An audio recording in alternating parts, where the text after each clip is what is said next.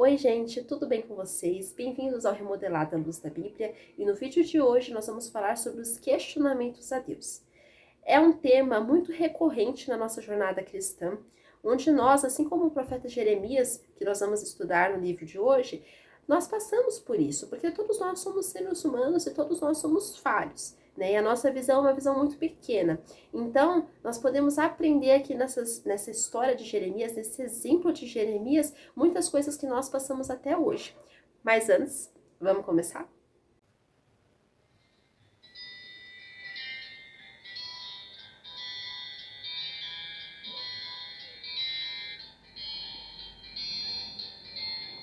Nossa leitura bíblica do vídeo de hoje vai se passar no livro de Jeremias, no capítulo 12, onde nós vamos estudar do versículo 1 até o versículo 4. E nós vamos abranger cada versículo, nós vamos conversar, nós vamos investigar cada versículo desse e como a nossa vida cristã pode ser abençoada pela experiência de Jeremias. Justo és, ó Senhor, quando entro contigo num pleito. Contudo falarei contigo dos teus juízos. Porque prospera o caminho dos perversos e vivem em paz todos os que procedem perfidamente? Plantaste-os e eles deitaram raízes. Crescem, dão fruto, têm-te nos lábios, mais longe do coração. Mas tu, ó Senhor, me conheces. Tu me vês e provas o que sente o meu coração para contigo. Arranca-os como as ovelhas para o matadouro e destina-os para o dia da matança. Até quanto estará de luto a terra e se secará a erva de todo o campo? Por causa da maldade dos que habitam nela, perecem os animais e as aves, porquanto dizem, ele não verá o nosso fim. Então a primeira coisa que a gente pode aprender aqui nesse relato de Jeremias é reconhecendo os atributos de Deus. Então a gente percebe aqui que Jeremias ele era um profeta do Senhor e Jeremias ele entrou sim em questionamentos com Deus, não porque ele fosse incrédulo, não porque ele fosse duro de coração, porque ele reconhece Deus, ele reconhece o poder de Deus e reconhece os atributos de Deus. E isso fica muito claro quando o versículo diz: Justo és, ó Senhor, quando entro contigo num pleito. Contudo falarei contigo dos teus juízos. Então ele fala que, olha, Senhor, eu sei que o Senhor é justo, eu sei que o Senhor é santo, eu sei que o Senhor é bom, mas por que o ímpio prospera? Então esse versículo, né, ele embasa todo o nosso estudo de hoje. Então a gente percebe aqui que Jeremias ele teve essa interrogação, como hoje muitas vezes nós temos. Hoje nós vemos muitas pessoas que têm dinheiro, mas são infiéis a Deus, que têm fama, mas são infiéis a Deus, que têm uma vida que muitas pessoas até invejam, mas que são infiéis ao Senhor. Então a gente percebe que Jeremias ele também passou por isso, não pela infidelidade a Deus, mas por esses questionamentos. E a gente vê ele perguntando. Jeremias reconhece que Deus é justo e que nós somos criados por ele. Precisamos saber e entender que Deus é e a natureza do Senhor e quais são os seus princípios. Então nós podemos muito perceber aqui na história de Jeremias que ele reconhece o Senhor, ele reconhece que o Senhor é justo, mas ele também tem muita intimidade com Deus, tem essa abertura para falar com o Senhor. Mas a primeira coisa, até quando nós oramos, é reconhecer quem Deus é. Reconhecer que o Senhor é santo e que o Senhor é poderoso e que Ele é nosso Pai que cuida de nós. É isso que nós podemos aprender com a história de Jeremias e praticar até hoje. E nós vemos também outras coisas aqui muito interessantes. Essa intimidade, essa abertura que Jeremias tinha para falar com Deus. Como eu já havia até falado. Aquele profeta tinha comunhão, amizade, intimidade com Deus. Por isso ele tinha essa abertura para perguntar e até para questionar ao Senhor. Não questionar dando ordens a Deus, não é esse nível de questionamento, mas é questionar de perguntar. É como a gente vê até na ceia, né? Quando Jesus ele toma a Santa Ceia com seus discípulos, antes dele ir para o Calvário, a gente vê que João estava do lado do Senhor e ele pergunta para o Senhor quem era aquele traidor. Então a gente percebe aqui intimidade que vários homens de Deus tiveram com o Senhor. Aqui no caso a gente está estudando sobre a história de Jeremias, mas teve João, Isaías, Obadias, Sofonias, tantos homens, Moisés, tantos homens de Deus que tiveram intimidade, João, Pedro, Marcos. A gente vê várias pessoas que tiveram essa intimidade com o Senhor, Paulo. Então a gente percebe que a gente deve desejar ter essa intimidade com o Senhor, crescer em intimidade com o Senhor, crescer em amizade. E como a gente cresce? Dedicando mais o nosso tempo ao Senhor, dedicando mais a nossa vida, se interessando em buscar mais Ele, em ler a palavra, em orar, em passar tempo com o Senhor. Assim como uma amizade física, humana, a gente só tem essa amizade se a gente se dedica, se a gente busca, sempre estar junto dessa pessoa. Com Deus não é diferente. Nós precisamos buscar, sim, ter essa amizade com o Senhor, ter essa abertura para falar com Ele. E nós temos essa abertura na oração. É esse momento que nós podemos rasgar o nosso coração diante de Deus. Outra coisa que a gente vê também é os questionamentos, o motivo da prosperidade dos maus. E isso fica muito claro quando o versículo diz: por que prospera o caminho dos perversos e vivem em paz todos os que procedem perfidamente? Então aqui Jeremias fala: Senhor, por que o caminho do perverso ele é em paz? Por que o caminho dele prospera?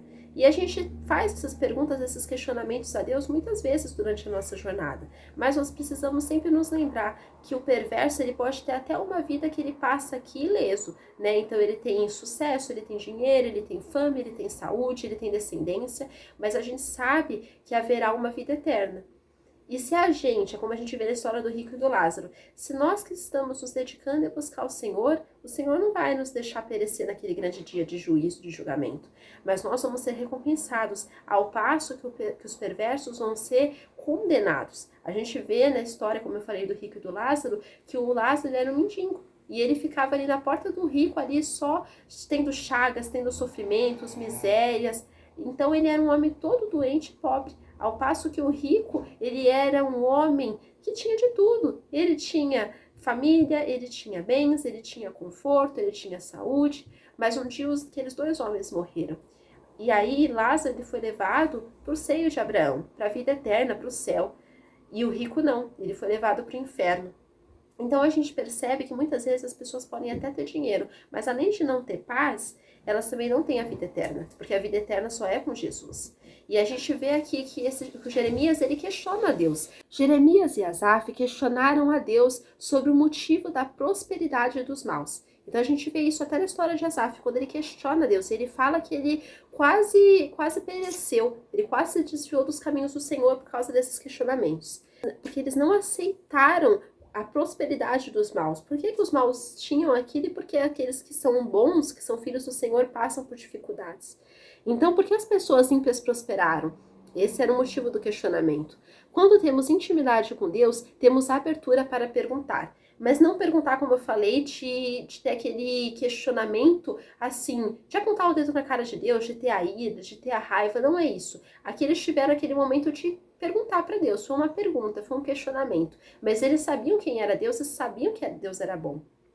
E a gente também vê a hipocrisia dos perversos, descrita no próximo versículo, que diz assim: plantaste-os e eles deitaram raízes, crescem, dão frutos, tente nos lábios, mas longe do coração. Então a gente percebe aqui que os ímpios muitas vezes falam de Deus com a boca.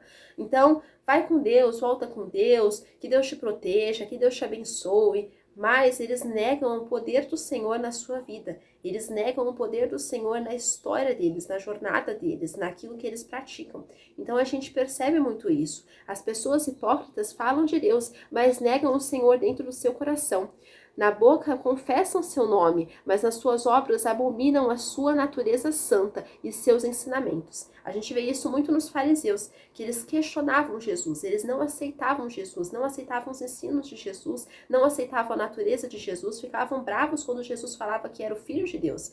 E eram os homens que mais eram para aceitar Jesus, porque eram os homens que estavam ali dentro do templo, eram escribas, eram pessoas que ensinavam a lei, pessoas que estavam ali querendo ensinar o povo, mas eram pessoas que tinham a hipocrisia no seu coração, a maldade. A gente vê isso porque eles foram as pessoas que quiseram matar Jesus. E a gente vê como essa hipocrisia reina até os dias de hoje. A gente percebe que há pessoas hipócritas que falam de Jesus, mas praticam tudo aquilo que é contra ele. A gente percebe muito isso na nossa cultura mesmo. Pessoas que falam de Jesus com a boca. E nós precisamos ter cuidado para a gente não seguir isso também. Falar de Jesus com a boca, mas não viver a palavra dele. Então a gente percebe aqui que a nossa vida de filhos de Deus, ela é conhecida pelo Senhor.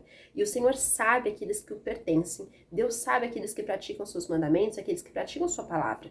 E Ele não vai deixar essas pessoas serem ali prejudicadas até pelos maus, porque Ele dá o livramento. É claro que mesmo as coisas ruins que acontecem conosco, é porque o Senhor tem um propósito. Mas Ele deseja que nós venhamos ser fiéis a Ele, fiéis aos seus testamentos, aos seus testemunhos, e que nós venhamos reconhecer Ele em todas as coisas. Vemos também que toda a história que já foi escrita por Deus é conhecida por Ele. E Ele conhece cada atitude nossa. Mesmo antes de nós termos as nossas ações, Ele já sabe o que nós vamos pensar, falar, agir. Por isso precisamos confiar nele. Mesmo sabendo das coisas ruins que acontecem no mundo, confiar, porque Ele cuida de nós. E nós percebemos isso quando o versículo diz: mas tu, ó Senhor, me conheces. Tu me vês e provas o que sente o meu coração para contigo. Arranca-os como as ovelhas para o matadouro e destina-os para o dia da matança. Então nós percebemos também o juízo de Deus, esse pedido que Jeremias fez para Deus. Deus, arranca os maus, destina-os para o dia da matança, que o Senhor acabe com a vida deles, que o Senhor dê um fim para eles. Mas o Senhor tem um tempo certo para todas as coisas. E é como o Senhor Jesus falou para os seus discípulos, que ele não veio para a terra a fim de condenar o mundo, mas que o mundo fosse salvo por ele, porque o desejo do Senhor é sempre salvar o pecador. É claro que vai ter sim um dia, o dia do juízo final, onde os ímpios vão ser sim julgados e condenados. Mas nós sabemos que há misericórdia, que há favor, que há bondade de Deus quando um pecador se arrepende. Como o Senhor Jesus, ele mesmo fala que ele deixa as 99 como um bom pastor para ir atrás da uma que se extraviou. Porque ele que deseja que todo o seu rebanho esteja completo. E ele deseja que aquele pecador se converta. Então a gente percebe aqui que o juízo de Deus, ele é sim decretado. A gente vê várias profecias que falam do juízo de Deus. Que Deus é justo, que Deus ele é um fogo consumidor. Mas o Senhor, ele também quer misericórdia. Como ele mesmo fala, misericórdia quero e não sacrifício. Porque naquela época mesmo de Jesus, eles faziam muitos sacrifícios. Eles estavam ali querendo cumprir a religião à risca. Mas eles não tinham a misericórdia, eles não tinham amor, eles não tinham a compaixão. Então a gente percebe como eles foram para o legalismo, eles foram para esse caminho que é muito perigoso, como é que eles estavam totalmente na lei, mas eles não estavam ali no centro da vontade de Deus. E nós precisamos ter muito cuidado para que a nossa vontade esteja alinhada com a de Deus, para que a nossa prática, a nossa vida venha estar aprovada pelo Senhor. E nós vemos também a aprovação, quando o versículo diz: Mas tu, ó Senhor, me conheces, tu me vês e provas o que sente o meu coração para contigo.